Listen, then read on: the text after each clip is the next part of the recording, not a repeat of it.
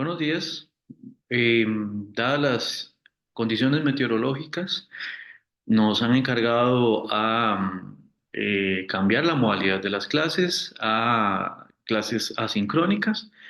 Por ese motivo, bueno, procedo a grabarles esta clase sobre Morán, que es la clase sobre la última lectura del curso que ya estamos cerrando, dado todo lo que ha avanzado ya el semestre, ¿verdad? Espero que ustedes se encuentren bien, y pues que las afectaciones hayan sido las mínimas y que pues podamos vernos de nuevo en la presencialidad ya para hacer el cierre del semestre. Sin más preámbulo, pasemos de una vez a la clase sobre Morán.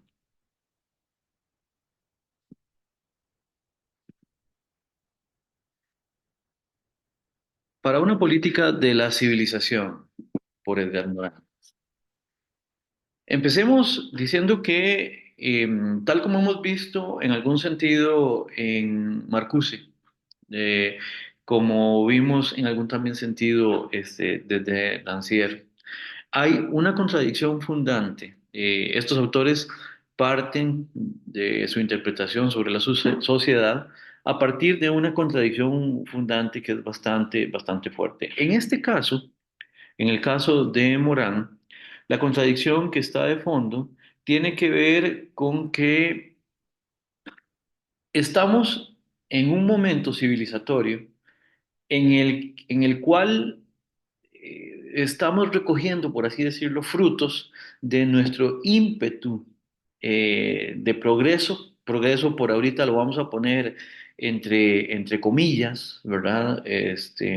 Sin embargo, lo podemos considerar, lo podemos seguir definiendo como progreso, pero es un progreso que al final de cuentas, de suyo, ¿verdad? Sistematiza una gran contradicción, la cual tiene que ver con que nuestra civilización se ha venido desarrollando a partir de ciertos parámetros, de ciertos principios y de ciertos criterios, los cuales esos mismos criterios que nos han dado el desarrollo y el progreso al que hemos llegado, ahora se han convertido también en fuentes de amenaza. En última instancia, y esto es una de las primeras cosas importantes que entender en relación con esta contradicción, en última instancia, esos principios siempre fueron así de contradictorios. Lo que pasa es que estamos llegando a un punto donde esas contradicciones se nos están volviendo inmanejables, ¿verdad? Pero realmente esa contradicción es fundante, está intrínsecamente relacionada con la manera en que hemos desarrollado esto que llamamos civilización. ¿Qué quiere decir esto? Vamos a ver, nosotros hemos desarrollado lo que hemos desarrollado como especie y también hemos evolucionado como especie a partir de ciertos principios que nos llevaron, por ejemplo, a crecer y crecer y crecer y seguir creciendo este, a, a modificar el ambiente en el que nos desarrollamos, a disponer también de los recursos que vamos encontrando. Y todos esos elementos realmente fueron clave para llegar a ser el tipo de seres que somos, ¿verdad? Pero con un precio, que al inicio, cuando la civilización apenas estaba empezando, digamos, pues no, el impacto que teníamos como especie en el resto del espacio que ocupamos, ¿verdad? No se podía ver porque la afectación era realmente no tan significativa, pero conforme hemos ido siendo más y más y conforme la presión sobre el uso de los recursos va siendo cada vez mayor, pues el impacto también va siendo mayor, ¿verdad? Al punto que hoy por hoy, con más de 8.000 millones de personas en el mundo, pues obviamente las consecuencias sobre sobre el uso, las consecuencias en relación con el uso de estos recursos ya están causando, y desde hace mucho tiempo, dicho sea de paso, consecuencias que nos amenazan, ¿verdad? Esto es importante porque vemos que la civilización tiene, es una moneda que tiene dos caras. Por eso es que es contradictorio.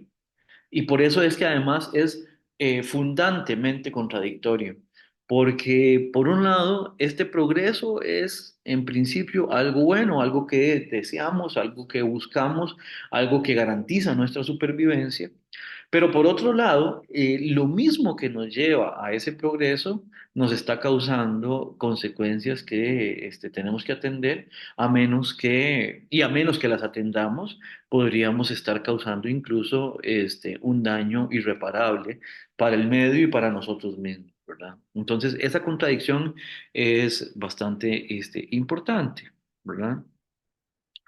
Ahora, voy a ir junto con la clase, tal como hacíamos en las clases presenciales, voy a ir intercalando las preguntas que hay en la guía de preguntas sobre Morán para que, bueno, pues para que vayamos viendo cómo, cómo esto se va desplegando, ¿verdad? En la explicación del autor. En relación con la civilización, tal como la entendemos, está definida en términos materiales. ¿Qué quiere decir esto?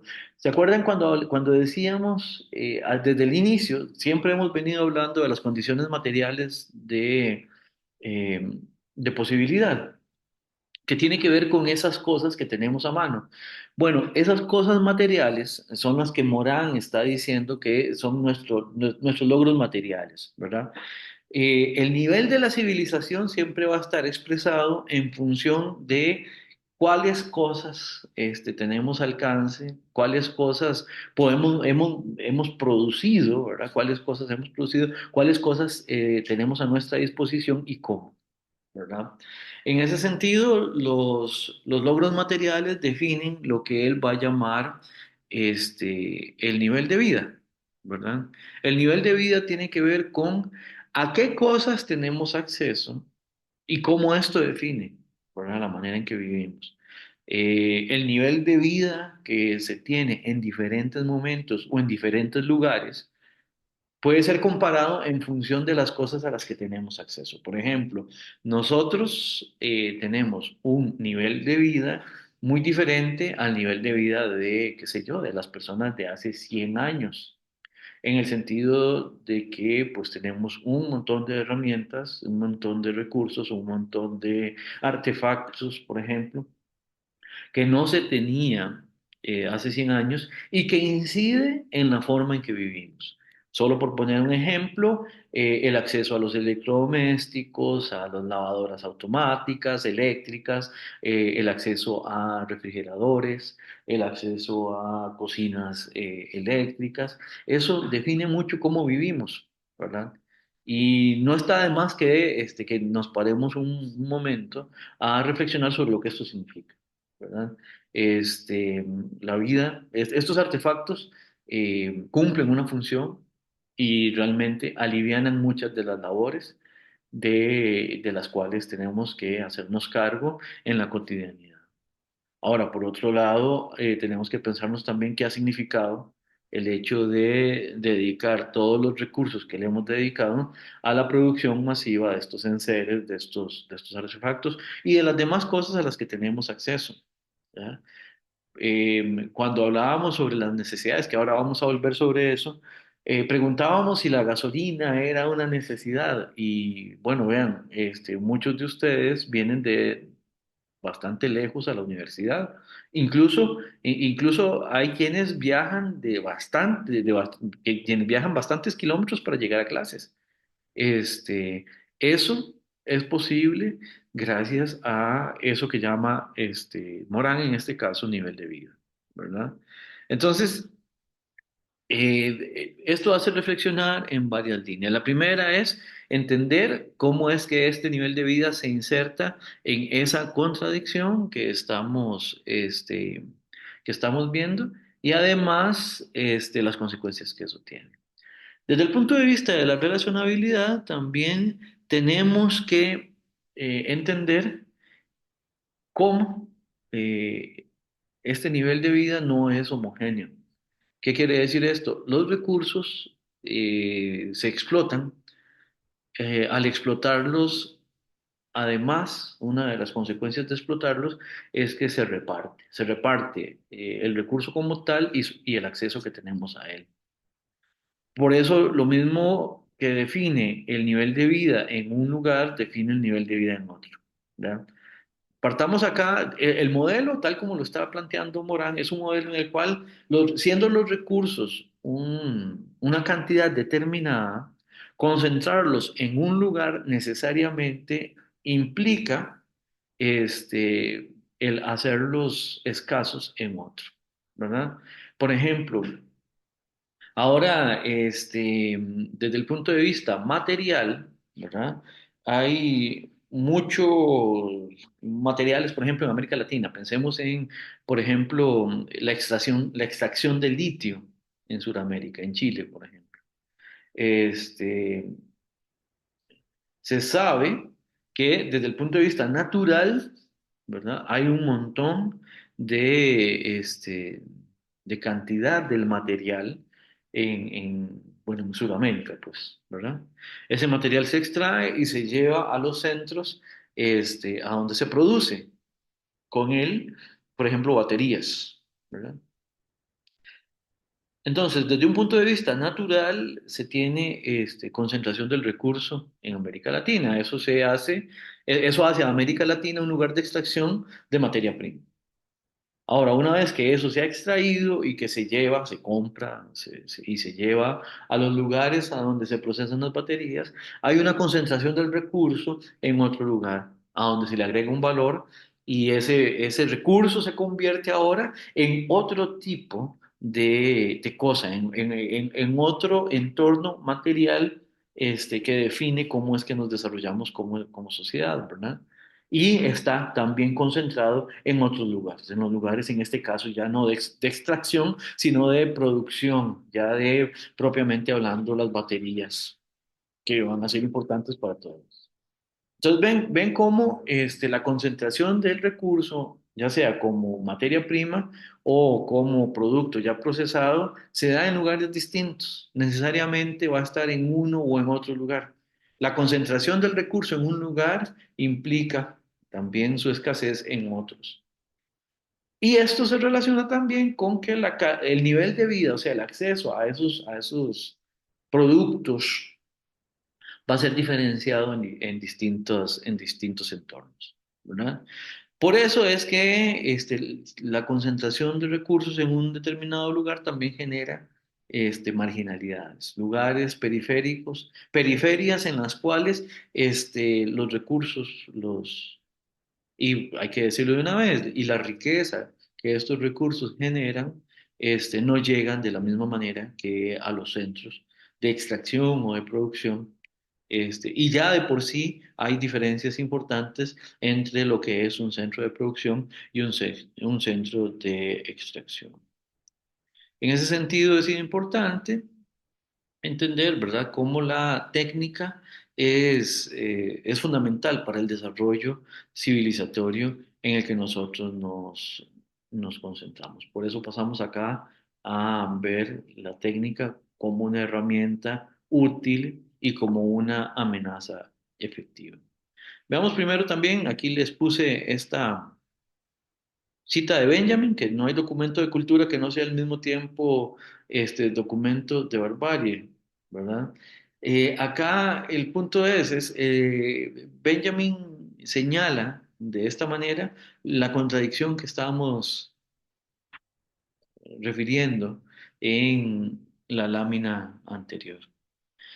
La técnica, por un lado, lo que nos permite es controlar lo que ocurre con las cosas a las que tenemos acceso, ¿verdad?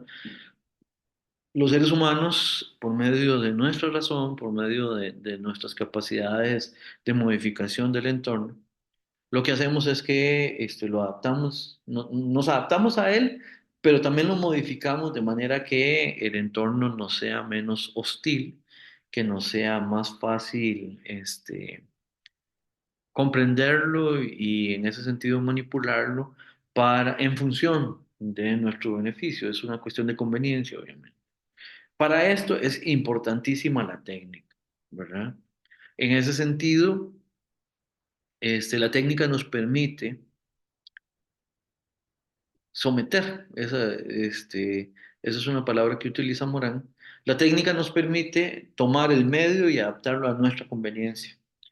Desde el punto de vista relacional, Morán nos va a decir también que el asunto es que ese tipo de relación en la cual modificamos sometiendo a lo que tenemos al frente, también la establecemos como forma general de relacionarnos también con otros seres humanos. Entonces, a estos otros seres humanos que se los somete, se los trata como si fueran un recurso más, como si fueran un recurso natural, como si fueran naturaleza sin más, como si fueran algo de lo que vamos a extraer también algún tipo de valor. No está de más señalar ahora, ¿verdad?, que en el siglo pasado es que surge esta noción de lo humano como un recurso, los recursos humanos que se estudian también en administración y cosas por el estilo. Obviamente, los recursos humanos tienen un sentido que tiene que ver con la organización social del trabajo, que es algo sumamente importante, pero la metáfora de lo humano como un recurso no deja de encender algún tipo de alarma, por lo menos desde el punto de vista simbólico, ¿verdad? ¿Por qué? Porque lo que es un recurso generalmente lo pensamos como algo de lo que tenemos que sacar algún tipo de provecho. Y cuando los recursos son estas otras personas, cuando son recursos humanos, propiamente hablando, literalmente hablando, pues eso también nos hace pensar en una manera de relacionabilidad que es importante reflexionar, ¿verdad? Siempre la naturaleza es eso otro que debe ser controlado, siempre la naturaleza es eso otro que tiene que ser adaptado, ¿verdad? Entonces, lo que tenemos que hacer es simplemente ver cómo, cómo la técnica introduce ciertos problemas a la hora de que nos relacionamos con estos otras, con las demás, ¿verdad? En ese sentido, Morán establece la técnica como algo que amenaza cuando la única lógica que podemos aplicar para las cosas es la de este despliegue industrial que tenemos en las cosas. Habíamos visto esto también de alguna manera con Marcuse, el problema de la estandarización, de la industrialización, ¿verdad? Morán lo va a ver también en la forma en que, de alguna manera, determinamos nuestras formas de hacer en función de todo esto. Por ejemplo, la estandarización, los patrones de desarrollo, los patrones de consumo, ¿verdad? Todo mundo consume más o menos lo mismo. Si ustedes lo ven, uno con solo ver publicidad de cualquier lugar del mundo, de pronto va a aparecer el mismo tipo de bebidas, el mismo tipo, y ni siquiera hay que referirse a marcas, me refiero a las cosas como tipos de cosas. Y sí, y también a las marcas. Las marcas también aparecen, son ubicuas, están en todo lado, ¿verdad? Eso responde a un procedimiento que estandariza. Cuando estandarizamos, lo que hacemos es que homogenizamos el consumo, homogenizamos el acceso, como si lo humano fuera de una única manera, ¿verdad? Eso es un problema, eso es un problema. Luego, esta lógica de la máquina industrial lo que hace es que nos mete a todos en un tren de operación que, primero que nada, es vertiginoso, ¿verdad? Segundo, es también aislante de unos en relación con los otros. También es muy encasillante, por decirlo de alguna manera, ¿verdad? Lo que se espera es que todo el mundo opere exactamente de la misma manera porque todo tiene que dar el mismo resultado, porque los productos son todos iguales y todo tiene que ser completamente homogéneo. Lo cual tiene unas grandes ventajas, insisto, para seguir recalcando en la contradicción, tiene unas grandes ventajas en relación con confianza que uno puede tener a la hora de recibir una cosa determinada. Uno sabe ya lo que está recibiendo, pero tiene el problema de que hace que todo sea siempre lo mismo, ¿verdad? Y la innovación está en función de cosas nuevas, pero que se reproducen también masivamente y tener que reemplazarlas pronto y cosas por el estilo. Otra consecuencia de este tipo de, voy a abrir comillas, lógica, ¿verdad? De esta manera de operar, de esta manera de enfrentar lo que se hace, es la distribución en cubículos de la vida. El mejor ejemplo de esto son las oficinas, tal como las vemos, qué sé yo, en los call centers, cuando lo que se hacía en los call centers se atendía en oficinas, ¿ya? Esos cubículos a donde lo que se hace es que se separa a los individuos precisamente para que no se interrumpan entre ellos, porque si se interrumpen, si se comunican entre ellos, la eficiencia se cae. ¿Verdad? Los cubículos tratan de aislarnos, ¿verdad? Tenemos que aislarnos los unos de los otros para poder ser más eficientes, lo cual desde un punto de vista de las variables de la productividad y de las métricas se entiende, pero desde el punto de vista de la relacionabilidad humana trae consecuencias que son nefastas, ¿verdad? Cada vez estamos más aislados de los demás, cada vez podemos interactuar menos o con relaciones de peor calidad con nosotros, cada vez estamos más metidos en nosotros mismos, ¿verdad? La vida urbana es otro ejemplo de cómo esto pasa. El mejor ejemplo desde hace mucho tiempo son las presas, ¿verdad?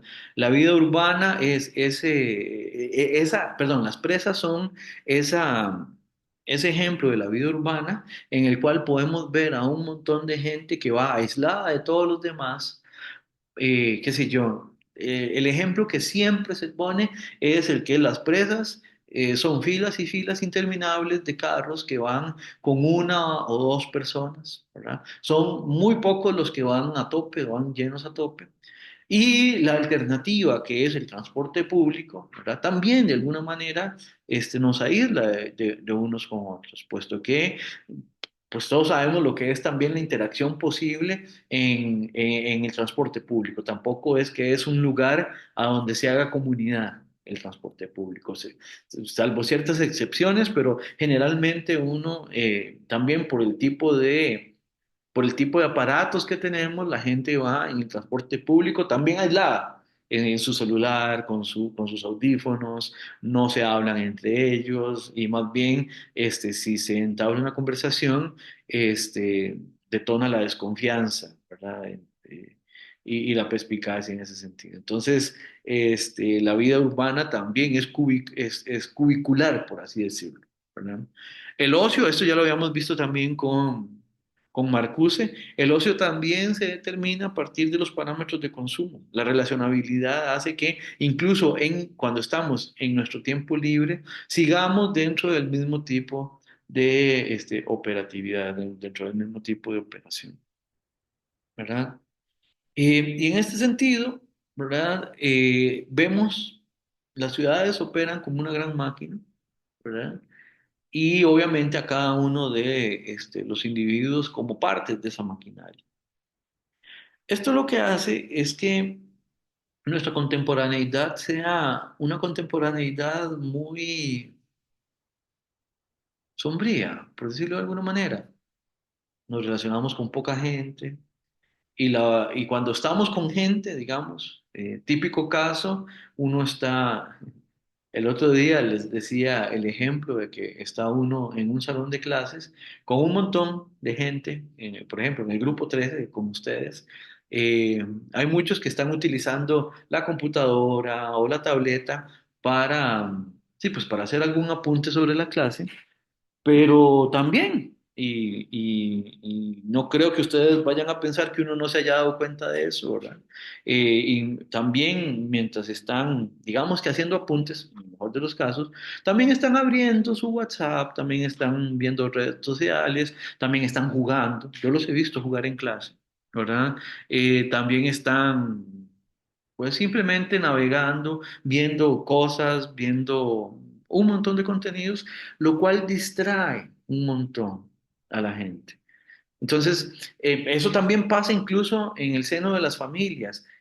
A la hora de comer está todo el mundo metido en su celular, a la hora de estar simplemente en tiempo libre, está todo el mundo metido en su celular. Las conversaciones son cada vez menos posible, a menos que sea sobre algo que se esté viendo en el aparato, ¿verdad? Eso, el problema es que nos va aislando y eso hace que la relacionabilidad social pues haya adquirido un cariz distinto en nuestra contemporaneidad que el que tenía, digamos, en otros momentos. Podemos partir del hecho de que no hay por qué hacer una aproximación valorativa a esta circunstancia que de suyo no es ni positiva ni negativa.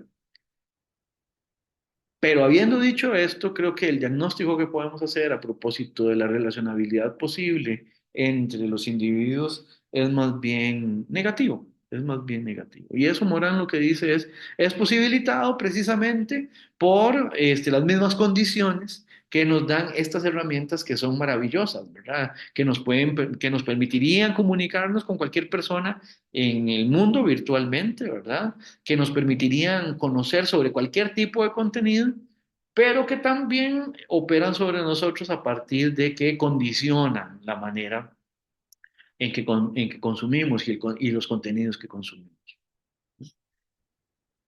Eso es esa característica de ser sombría, el entorno social contemporáneo, hace que pensemos en que nuestro mundo es un mundo realmente desencantado, ¿verdad? Eh, el mundo ya no tiene el mundo no es, esa relacionabilidad no es una relacionabilidad especialmente maravillosa. Es más bien una vida de fastidio, una vida de agobio, para traer a colación a Han, ¿verdad? Una vida de un ritmo que nosotros no podemos dominar porque es vertiginoso, esta vida de un montón de compromisos que pues básicamente nos pasa por encima. Acá, de nuevo, el esquema de la necesidad es importante, ¿verdad? Eh, es un tipo de relacionabilidad que también reopera el, el- la relación que habría entre la necesidad y deseo y el objeto que las viene a solventar, por decirlo de alguna manera, ¿verdad? A partir de la necesidad, el deseo me hace buscar un objeto a partir del cual yo satisfago esa necesidad. El ejemplo que dábamos en clase es el de que la necesidad puede ser, por ejemplo, comer. Eso me genera un deseo, quiero comer, deseo comer, tengo hambre y eso me hace también buscar un determinado objeto que me permita satisfacer esa hambre, que son muy diversos, ¿verdad? El objeto propiamente hablando no es una necesidad en sí misma, la necesidad es solventar esa carencia, ¿verdad? Y el deseo de alguna manera es el que me tira hacia un objeto determinado. Pero en la contemporaneidad, tal como lo habíamos visto con Marcuse, o cuando vimos las clases de Marcuse, el modelo se trastoca. Y tenemos, primero, se nos presenta un objeto que activa nuestro deseo y a partir de eso se define la necesidad. No es la necesidad la que activa el deseo, sino más bien el deseo el que activa la necesidad. Y obviamente aquí estamos hablando de necesidades evidentemente artificiales o falsas, por eso está entre comillas, ¿verdad? Em, Aquí no estamos hablando de las necesidades propiamente hablando, las necesidades duras, aquel núcleo que habíamos visto con Marcuse, o de las necesidades que históricamente condicionan nuestra capacidad de satisfacer las necesidades más básicas, más fundamentales, sino que estamos hablando de todo lo que entendíamos ya cuando lo vimos con Marcuse como necesidades falsas. ¿verdad? El modelo también acá está trastocado. ¿Por qué? Porque en función de este nivel de vida que habíamos visto, este, como un determinado conjunto de objetos que materialmente tenemos a la mano, así se define también este conjunto de necesidades que son falsas. Volviendo al uso de aparatos, preguntémonos qué tanto de lo que consumimos por medio de las redes, por medio de la conexión a Internet, es realmente necesario. Ahí se los dejo nada más. Y con los ejemplos que ya vimos en clase, es más que evidente que estamos consumiendo muchas cosas que no necesitamos. Por ejemplo, en relación con los datos, en relación con la información, en relación con las redes. Para Morán, y vean que aquí también traje a Marcuse, también puse a Marcuse aquí en la presentación, ¿verdad? Eh, el incremento en el nivel de vida tiene que ver con una manera de producir, ¿verdad? Tiene, de nuevo, tiene ventajas y tiene desventajas. Por un lado, tiene las ventajas de que tenemos acceso a un montón de cosas que son, desde el punto de vista de su precio, muy accesibles. Por ejemplo, para nosotros tener un refrigerador en la casa es, implica un esfuerzo, por supuesto, pero jamás, jamás, jamás implica el esfuerzo que le habría significado a las personas hace 100 años conservarlos la misma cantidad de alimentos que conservamos nosotros y que a veces por conservarlos más bien lo que hacemos es que los desperdiciamos. Este, hace 100 años esa cantidad de almacenamiento individual en cada una de las unidades habitacionales que nosotros tenemos habría sido impensable o habría sido sumamente caro. La cantidad de recursos materiales, de dinero y de tiempo que habría sido necesario para poder tener esta capacidad de almacenamiento habría sido descomunal, simplemente, ¿verdad? Y vean que esto es algo que es muy humano. Desde la antigüedad está la anécdota de, de Sócrates hablando de Sócrates poniéndose enfrente del mercado de Atenas y diciendo, vean qué montón de cosas que no necesito.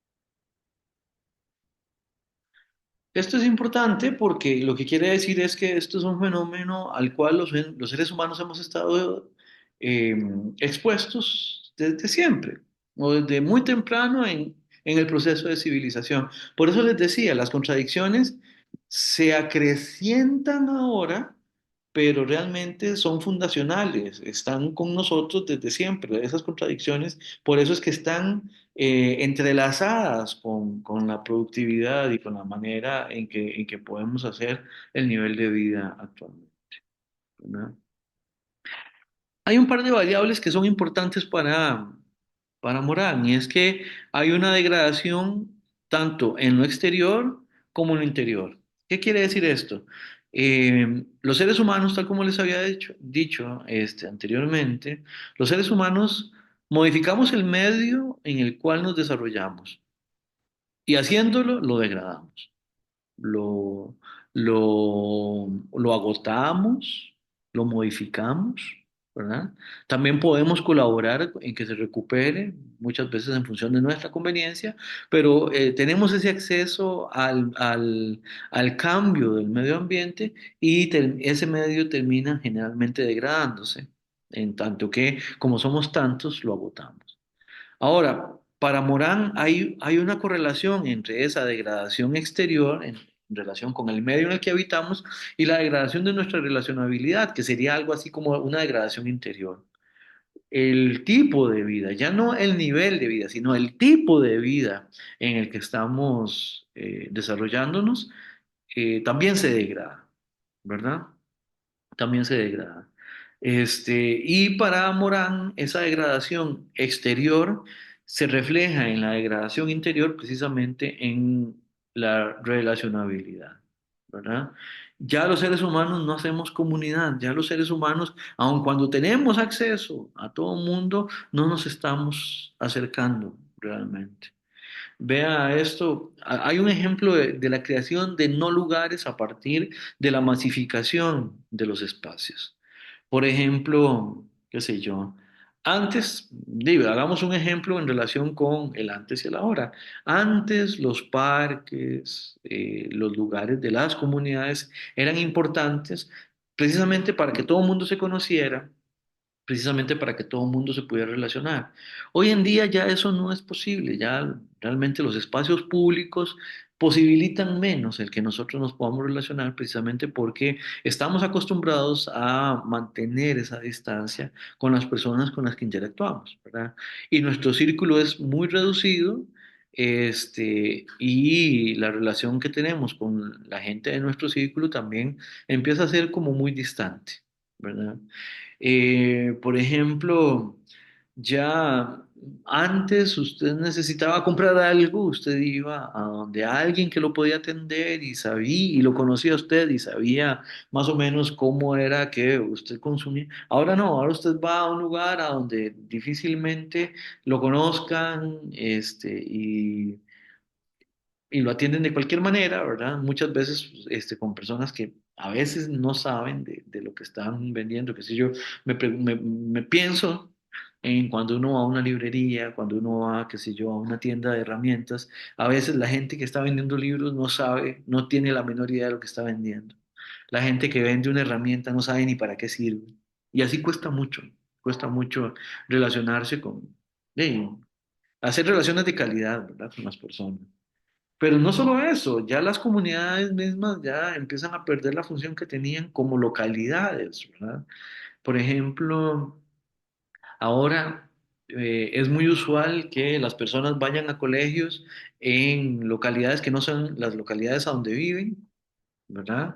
La gente, incluso hasta pensando en la religión como un generador también de relaciones. La gente no va a la iglesia en la localidad en la que vive, sino que se trasladan, porque ahora todo se atiende en mega iglesias, en megacentros comerciales, en colegios que están lejos, ¿verdad? Y la gente utiliza las localidades para simplemente dormir. Ya hasta la noción de barrio se ha perdido, ¿verdad? Muchas veces vivimos en lugares a donde si conocemos a tres o cuatro familias de las que viven en el entorno cercano, es bastante, es mucho, ¿verdad? Es mucho. Y muchas veces también es considerado como algo indeseable, ¿verdad? Eso es un problema porque eso afecta la relacionabilidad de los seres humanos, la relacionabilidad que tenemos, ¿verdad? Entonces, en este sentido, Morán lo que nos dice es que tenemos que repensar nuestro estilo de vida, ¿verdad? ¿Por qué? Porque el estilo de vida que nos da acceso a tantas buenas cosas nos estresa, nos saca nos da una comodidad que nos genera incomodidad, otras incomodidades de otro tipo, ¿verdad? Ahora yo puedo trasladarme porque tengo vehículos o porque tengo transporte público, pero igual el que todos tengamos acceso a eso, lo que hace es que cuando todos salimos a trasladarnos de un lugar a otro, nos pegamos en una presa. Entonces, lo mismo que produce la posibilidad de transportarnos es lo que produce en su masificación la imposibilidad de llegar a tiempo o de llegar rápido a donde queremos ir. ¿Verdad? Entonces, esas son contradicciones del modelo, son contradicciones que hay que tomar en cuenta, son contradicciones que hay que explicar, son contradicciones que hay que criticar y son contradicciones sobre las cuales hay que ser muy reflexivos, ¿verdad? Eh, Otra cosa que es importante no es solo el estilo de vida en relación con el nivel de vida, sino el estilo de vida en relación con la calidad de vida, que eso es el variable importante para Morán, ¿verdad? Eh, la calidad de vida no tiene que ver con el acceso a cuántas cosas tenemos. La calidad de vida no tiene que ver con cómo nos ubicamos dentro del esquema de consumo de cosas, sino con qué tan bien la pasamos y y qué tan bien estamos gracias a el nivel material de vida que tenemos. Es otro problema completamente. Uno puede tener un nivel de vida muy alto y una calidad de vida pésima. Uno puede tener un nivel de vida muy bajo, o sea, tener acceso a pocas cosas, pero tener una calidad de vida bastante alta. Nivel de vida y calidad de vida no se relacionan directamente entre sí. No hay una relación necesaria entre ellos. ¿Ya? Uno puede tener mucha calidad de vida con poco nivel, con un bajo nivel de vida, o puede tener una alta calidad de vida también con un alto nivel de vida. Eso depende, obviamente, no de a qué tenemos acceso, sino de cómo esas cosas a las que tenemos acceso las utilizamos precisamente para estar bien. Para estar bien, para estar mejor, para satisfacer necesidades realmente, ¿verdad? Vean bueno, Morán en ese sentido, pues es sumamente actual, ¿verdad? Es sumamente actual. Y él, ¿qué es lo que ofrece? Él ofrece estas cuatro alternativas. Eh, esta forma de relacionarnos, que lo que hace es que nos aísla a la manera del trabajo dentro de cubículos. El problema es que nos hace menos solidarios, nos hace menos empáticos con las demás personas. Este, lo que les decía, uno se mete a un transporte público y lo último que espera es que una persona que no lo conoce a uno le entable una conversación. Eso ya no es deseable, ¿verdad? ¿Por qué? Porque somos poco solidarios, somos poco empáticos, somos es difícil, digamos, es difícil ver a otra persona como una fuente de gozo en la cotidianidad.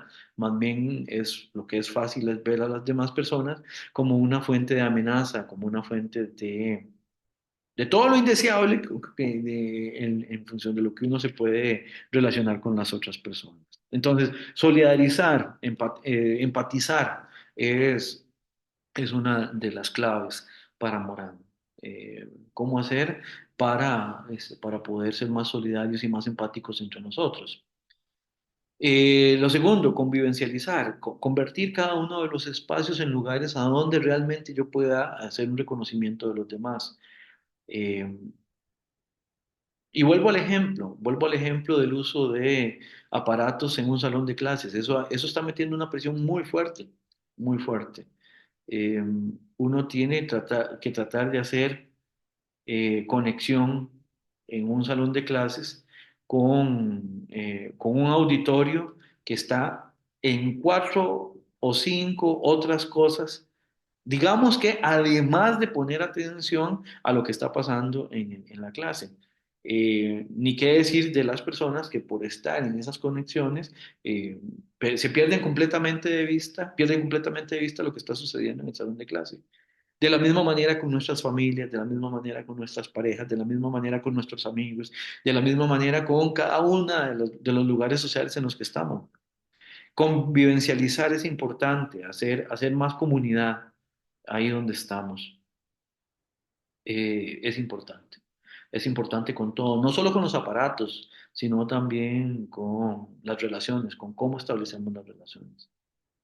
Luego, regenerar, esto tiene que se relaciona directamente con vivencializar, en tanto que regenerar es volver a redefinir los lazos con los demás. ¿Cómo hacemos para recuperar también esos vínculos? Y no es que tenemos que vincularnos con absolutamente todo mundo, pero sí tenemos que vincularnos más. Ese es el punto. Por ejemplo, lo que yo les decía en relación con un salón de clases, no se trata ni siquiera de de qué tan bien o qué tan mal se pueda llevar un docente con sus estudiantes, de qué tanto los conozca a fondo. Eso, no se trata de eso, se trata de cuál es el tipo de relación que en un salón de clase, por ejemplo, se puede establecer, de respeto, de reconocimiento, de atención, tan siquiera. Eh, Nosotros estamos en un punto donde tenemos que volver a considerar cuáles son los fundamentos de esa atención, de ese respeto y de ese reconocimiento en todas las relaciones en las que estamos. Y Morán considera que regenerar en ese sentido es clave para seguir adelante, digamos, en un tipo de civilización que sea más, más más asequible desde el punto de vista de la calidad de vida, ¿verdad? Moralizar también se relaciona mucho con solidarizar. Moralizar tiene que ver con volver a revisar el fundamento de los valores que están detrás de lo que hacemos al relacionarnos con las cosas, al relacionarnos con nosotros, ¿verdad? Moralizar tiene que ver también con repensar los fundamentos de las formas de hacer, de modo que, de modo que todo pueda, de alguna manera, hacerse de una manera más sensata en relación con lo que realmente necesitamos, ¿verdad? Que no sea el caso de que el estilo de vida nos enferme, como está pasando y como es muy posible que siga pasando a futuro. Y todo esto se relaciona con un último verbo que no lo puse acá, pero que Morán también lo refiere en su lectura, que es el de volver a hacer raíces. El problema es ese, la vertiginosidad en la que estamos viviendo nos arranca de cuajo y no nos permite de nuevo aferrarnos a aquello que realmente nos construya solidaria, convivencial, regenerativa y moralizantemente.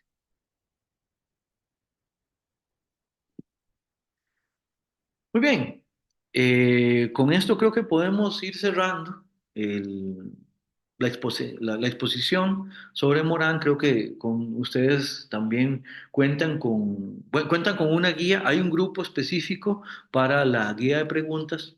Como no hicimos una clase presencial, pues este grupo va a tener que entregar solamente el trabajo escrito.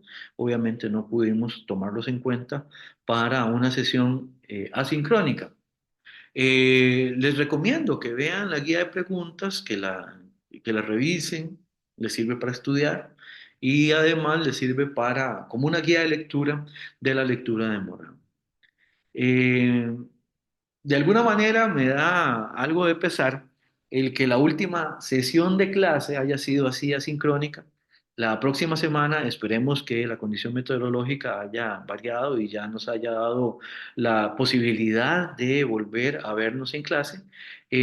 Estaríamos trabajando con la exposición sobre la aplicación a la película Tiempos Modernos de todas las lecturas que vimos en la segunda parte del curso. Revisen también, en mediación les va a quedar las indicaciones para ese trabajo. Y bueno, espero que nos veamos pronto, espero que estén muy bien, de verdad deseo que estén bien ustedes y sus seres queridos y nos estaremos viendo entonces cuando se pueda, la próxima semana. Nos vemos, muchas gracias, hasta luego.